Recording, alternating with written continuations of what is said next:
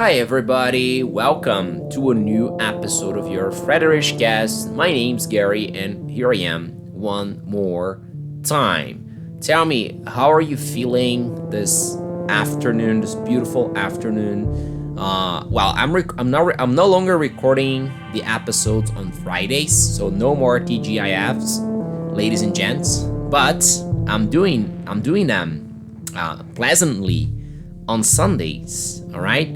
So, it's been, I don't know if you guys can tell, but I'm quite lighter while recording it because, Sunday we're relaxing. So, my energy is just 100% when I'm recording the episodes lately.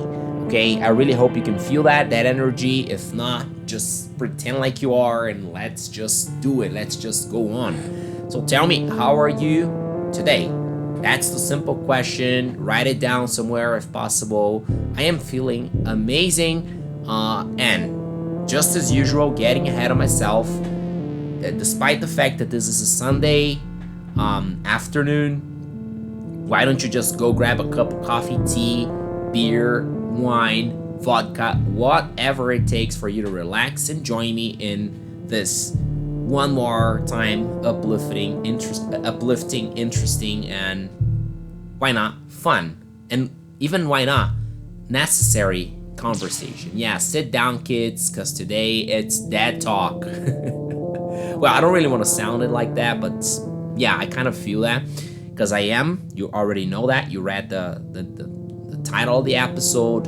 Mistakes that are slowing down your evolution, and you could just your evolution. Sorry, your language evolution, of course.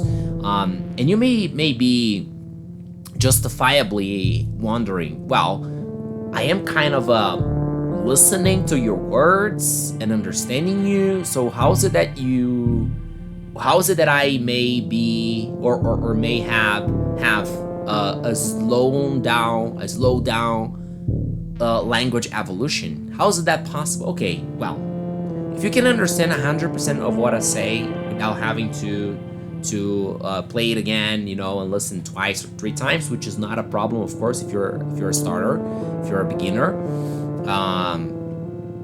Okay, if you can understand, all right. Probably 100% of people listening to me right now fit to this category, right? Otherwise, why the heck would you be here, listening to it? doesn't even make sense, I believe, right? I'm not saying you're not welcome to stay if you don't understand 100%, but at least you're welcome to stay anyhow, right? If you're understanding 200%, or even minus 200%, of course, that's not the point. What I'm saying here is that you wouldn't be here just like listening random. I'm not gonna say you, because when I say you, I immediately assume that you're just getting at least at least 30% of my language. I'm going to use a third person reference, that is a person who does not understand a single word of what I'm saying right now wouldn't have any reasons to stay around, right?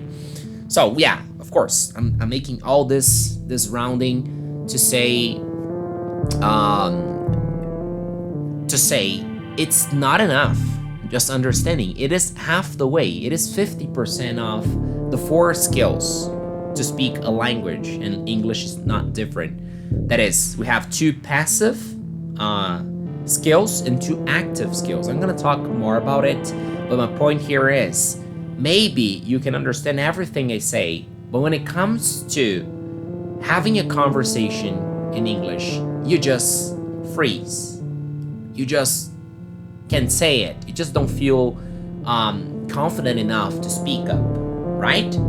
If that's the case, if that happens to you, at least partially, well, you're in the right place in the right time, okay? So, as I said, go grab whatever it takes for you to relax, and let us just take a look, or better, take a hear, take a listen at what I have to talk about.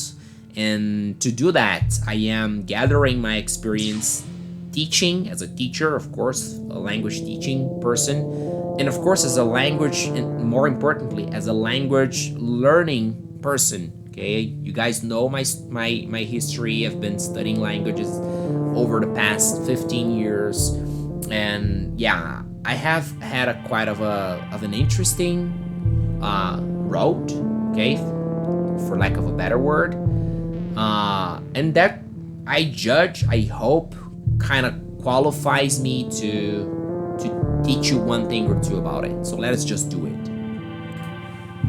Okay, so mistake number one. Sit down on your chair, because that won't surprise you. That is, of course, study too much grammar. Okay, well, that's not, I just put it in the first place because this is the least common mistake I see, at least in my students. But of course, that goes without saying. Language is way more than grammar, than theory. Actually, it is 100% not theory and 100% practice somehow. Okay, you guys know me. I'm not a defender of learning without grammar. Okay, style. Lots of teachers are, and I respect that. I get it, I understand, but I do not agree with that, at least not 100%.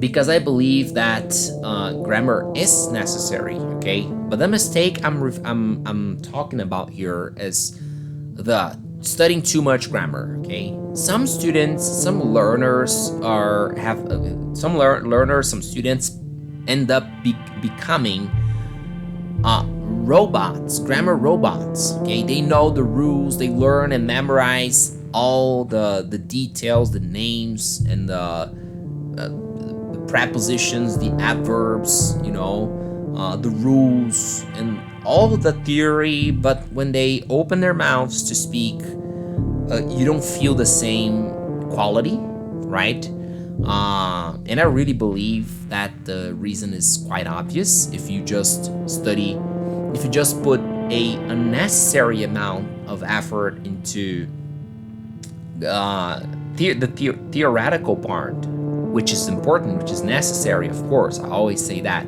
But if you do put too much of your energy into it, the rest will get abandoned. The rest will get incomplete, if you know what I mean.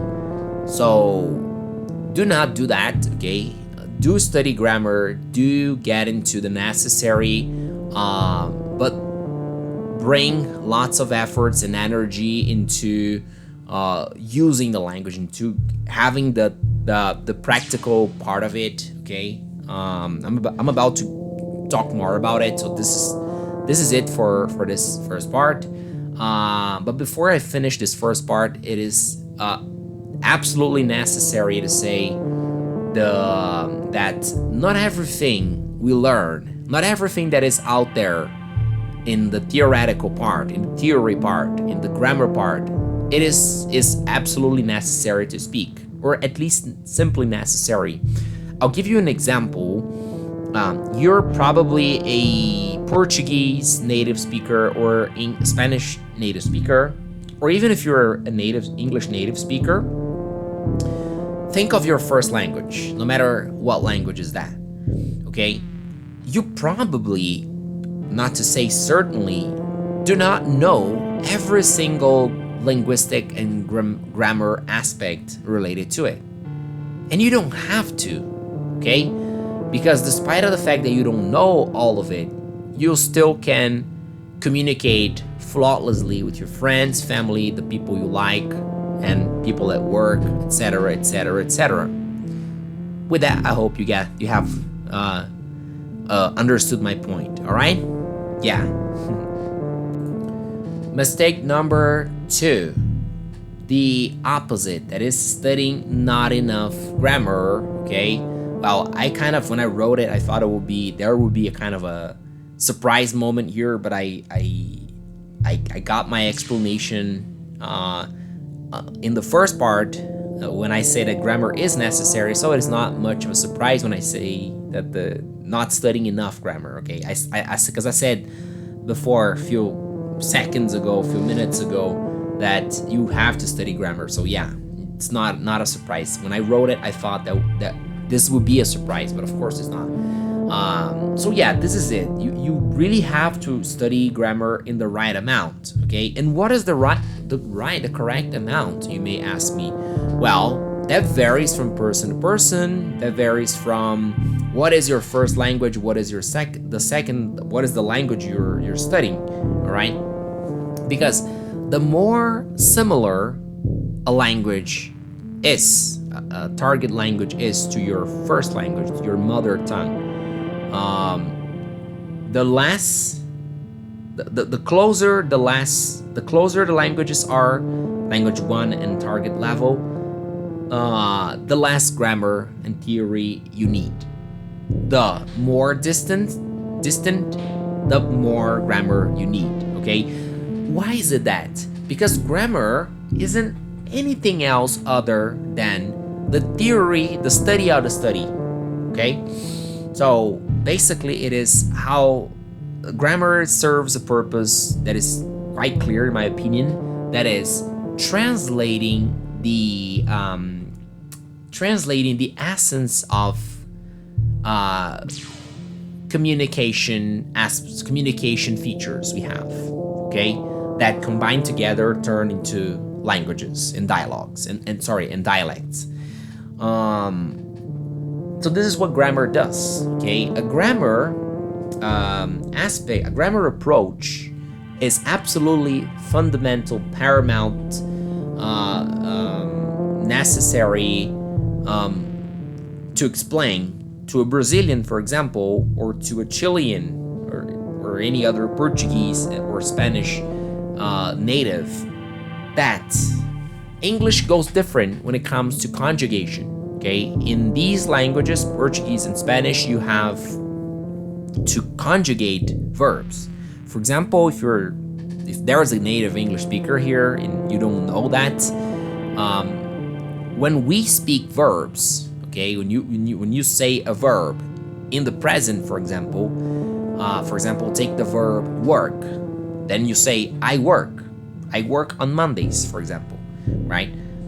This very phrase in Portuguese will have a change in the work word, that is the verb conjugated, in the phrase, and we will have two different words, written and spoken and read, when you look at them. Okay, I'm not gonna give the concrete example, but if you're Brazilian, if you're Portuguese, if you speak Portuguese or Spanish, you know what I'm talking about. There will be differences, okay? And in order for me to teach an American, for example, to speak Spanish or Portuguese, I would have to bring that concept, that is the concept of conjugation, okay? Doesn't English have conjugation? Yes, it does, but it's very, very minimum, and it's practically non-existing when we compare it with the Latin languages. Okay, we have lots of conjugations. I'm just talking about the present, the simple present. Conjugation goes for past tense, for future tense, for conditional, and in the past tense, different types. In the future tense, yeah, something that doesn't exist in English, we have a conjugation. So this is basically what grammar does. So I'm saying all of this to say, get to study grammar, okay? But make sure that the study of grammar is serving the purpose of you understanding important concepts of the language, of English, for example, if you're Brazilian and you're learning it, and make sure that the grammar is helping you understanding the fundamental differences between these two languages, okay? Because just putting numbers here, I would say that English has a 80% similar structure to Portuguese, Maybe I'm exaggerating a little bit, but the grammar will serve or should serve you, helping you understanding these two, this 20% difference between the two languages. Okay, this is basically the purpose of grammar. Anything beyond that only is necessary. Is only important if you have plans of becoming a teacher or a student of linguistics or anything of that nature.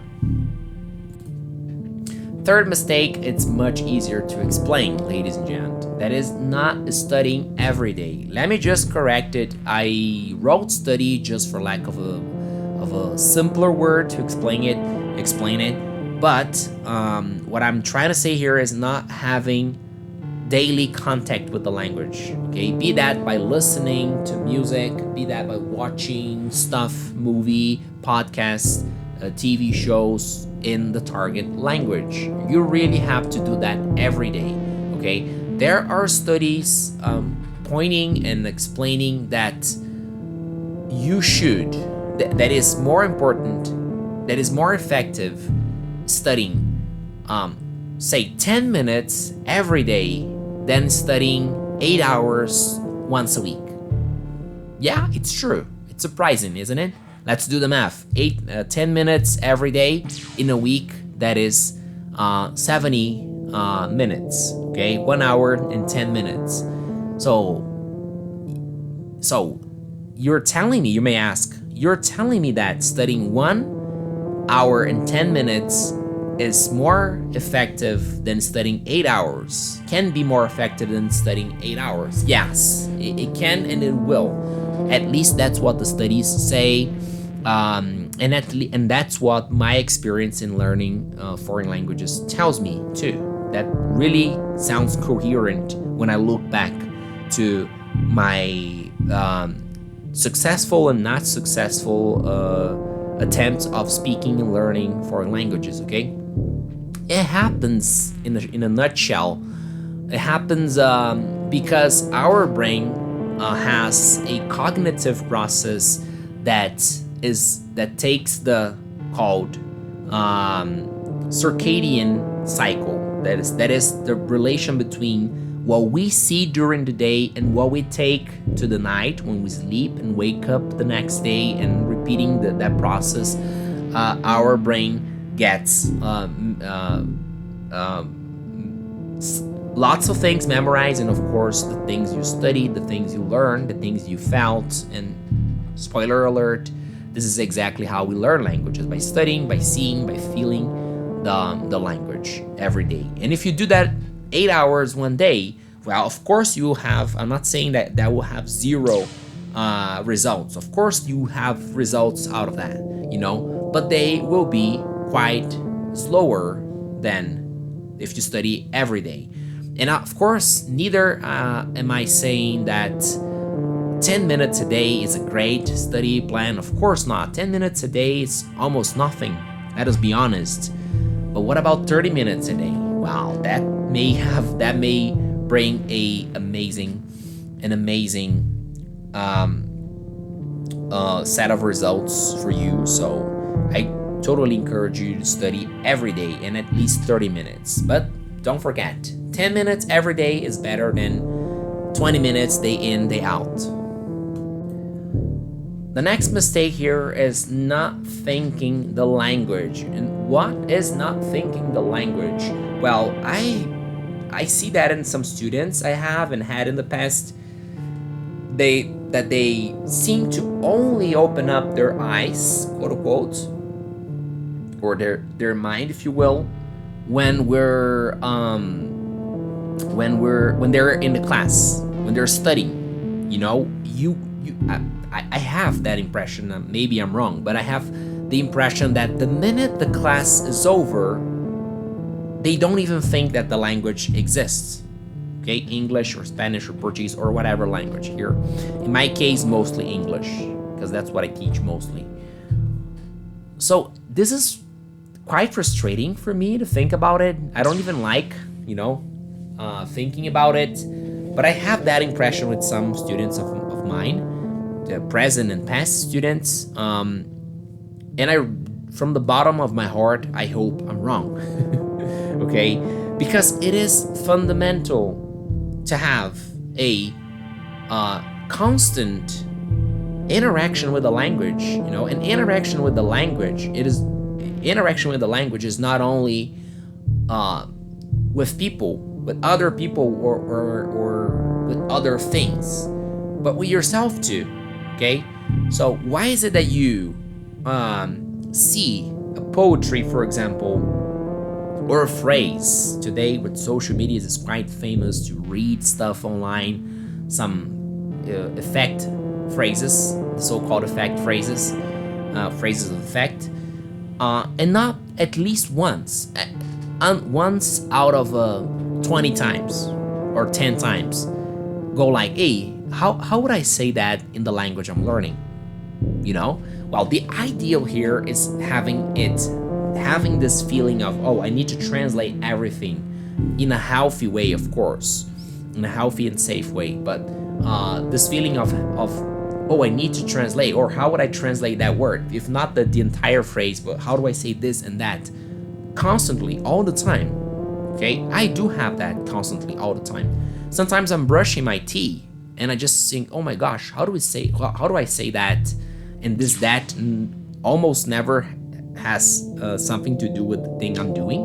So you don't think, oh, how's it, let's say, flossing in Spanish, for example, because you're brushing your teeth? Or how do you say brushing your teeth in Spanish? Because, no, I'm thinking, and I'm just thinking of other things. And eventually I come across, in quote marks, something I just realized I do not know in a certain language. And I just, step out of the bathroom, get my cell phone while I'm still doing what I'm doing, when it's possible to do that, of course, and I just check it, because I am constantly living the languages I study. That's how you speed up the learning process, living. All the languages I've been successful in, I have managed to do that. And all the languages I have failed at, I did not manage to do so. Okay, simple like that. So live the language. Think of the things you work with, the words you work with, expressions you like. If you're watching a movie, say, or anything dubbed, and you go like, oh, how does it sound in the original language? If the original language is your target language, of course. How does it sound? Let me say, how do they say that in the original? What is written in the original? If you're reading a book, right? Say you're reading Game of Thrones, for example, and you're learning English. I'm not gonna say you should absolutely read the original. That would be great. That would be amazing. That would be hell of a help, of a booster for your English learning process, of course. But that's not a necessity, okay?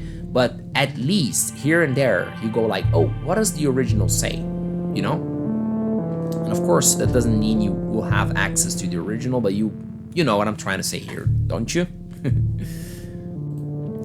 The next mistake is mistaking the fun and the necessary boring part. Well, I'm starting off by explaining what do I mean by the necessary boring part. One of the coolest things about learning a language, especially if it is a language that is spoken in a country that has a culture you admire or you're fond of, is that you can start living that, using that for entertainment. Okay, you can start using that to watch movies from that country or in that language in general, listening to music, podcasts, you name it. Okay, but it is not only that kind of takes us back to the first two mistakes I mentioned in this episode.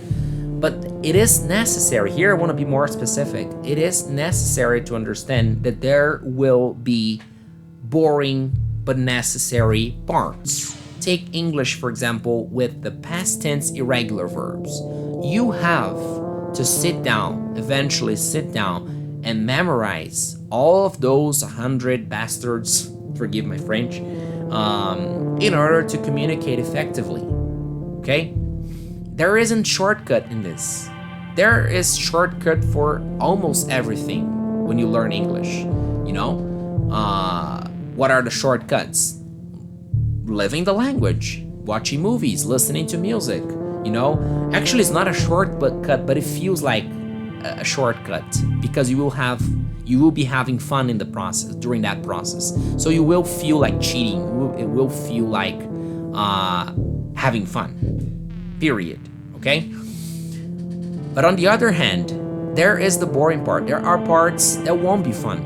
Okay, and this is one of the reasons why many people end up giving up.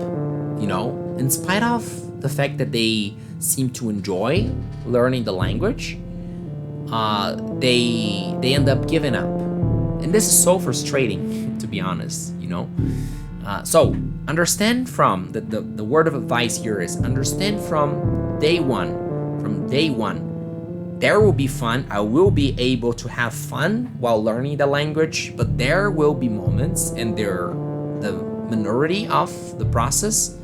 There will be necessary boring part, and I will get the necessary discipline, the necessary organization to have that thing going. And the last mistake I brought for you guys here, the list could go on forever, but I just brought the top 1, 2, 3, 4, 6, the top 6 mistakes.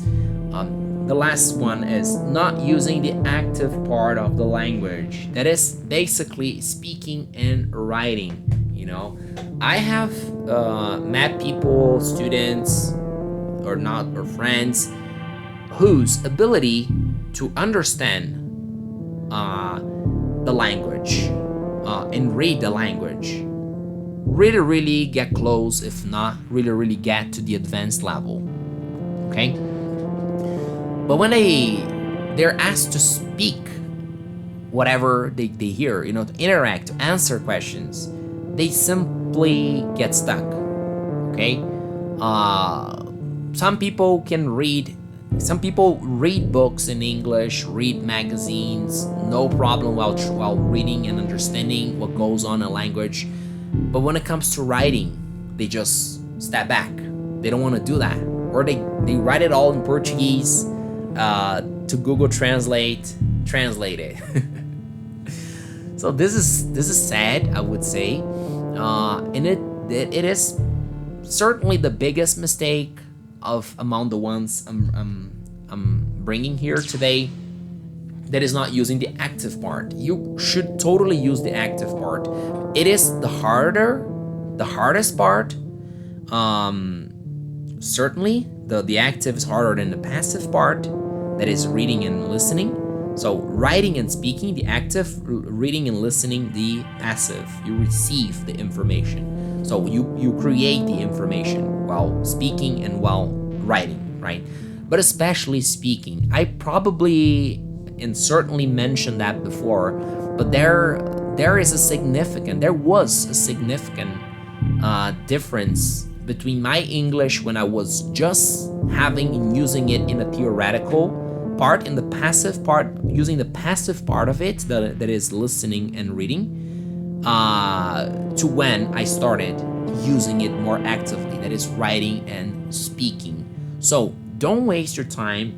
It is, and don't get me wrong here. I'm not saying reading and listening English, the passive part, is not important. Of course, it is very, very important, but it is incomplete if you don't combine it with the active part of it. Okay, so start speaking. Oh, but I don't know anyone in my neighborhood who can speak English. Well, you can go to internet, carefully of course, but you can meet people. You can talk to yourself.